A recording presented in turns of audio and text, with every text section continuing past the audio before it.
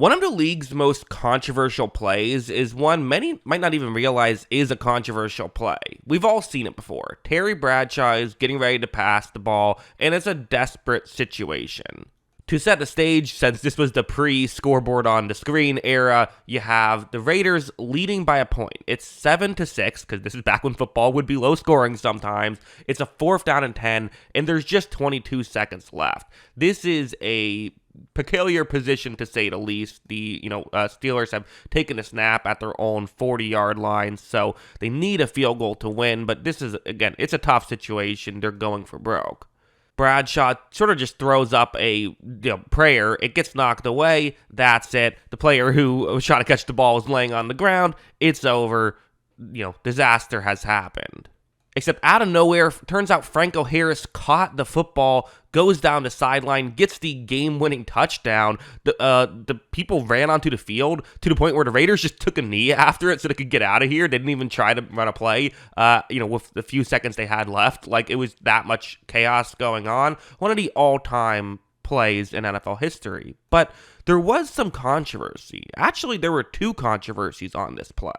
The first of which is what you will see on this angle, which was just a question of, was it caught? I'm going to slow down the footage as much as I can. It'll be not a little bit rough because, it's slowed down footage, but I wanted to slow it down as much as possible. Does it look like it hit the ground here?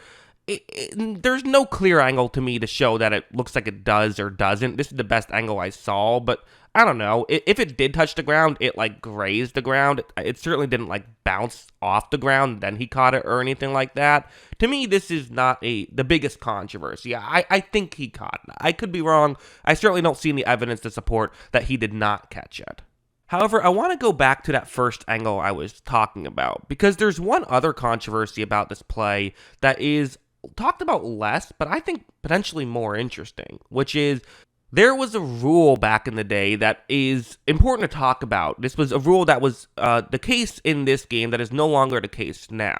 According to the NFL rulebook at the time, once the ball has left a quarterback's hands, an offensive player could not legally catch a pass that had been touched by another offensive player unless the defensive player had touched the ball at any time. So if the defensive player touched it before or after or simultaneously, then a different offensive player can catch it. But if it went from one offensive player to a different offensive player, then that does not count as a catch.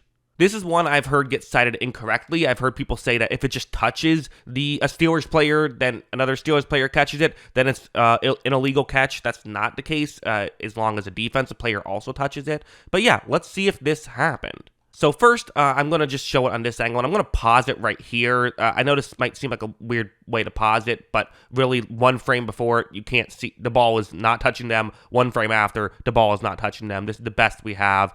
And is it touching a Steelers player or a Raiders player? Really, it's impossible to tell with this angle. I'll go back to this one again, slowing it down as much as I can, and I'm going to pause it right here. What do we think is happening? I mean, to me, what it looks like is that it's hitting the Raiders player in the chest and also the Steelers helmet. That's what it looks like to me. It could be something different because, like I said, listen, you have 24 frames per second, right? I'm assuming this was, it might have been 30 frames per second, actually. I'm not sure, but that's how much you have. It's obviously not in the highest quality. We just don't have a crystal clear image. This is just, it's one picture frame we have to try and measure what it's hitting.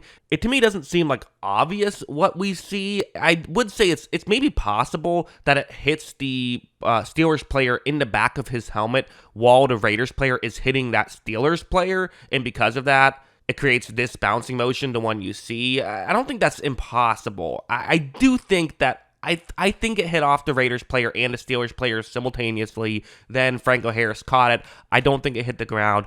I think this was the correct call, calling it a touchdown. I don't think that this was a missed call. I think it's close in a couple instances, and again, there was no instant replay, so no way to overturn it. But for me, if I'm in the booth and there was instant replay, I think I'm letting the play stand as called. That's how I view it. But those are my thoughts on all of it. What do you think? Let me know in the comments below. Always love hearing from you, and of course, as always, thanks for watching. Do you want to see me rank every single Stanley Kubrick movie into tiers? Or how about Wes Anderson? I have a tier list video of his as well on my movie channel.